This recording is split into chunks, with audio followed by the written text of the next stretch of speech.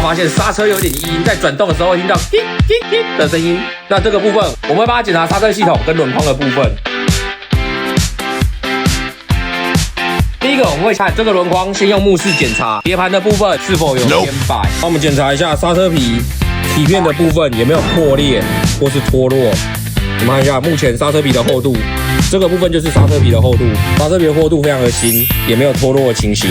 卡钳活塞做动是否是正常？第七层发现刹车有异音的时候，建议到车行做个刹车系统的健检，因为当刹车锁死或刹车不灵的时候，是不是非常危险呢？机车健检找 Hanson， 我在万华等你来。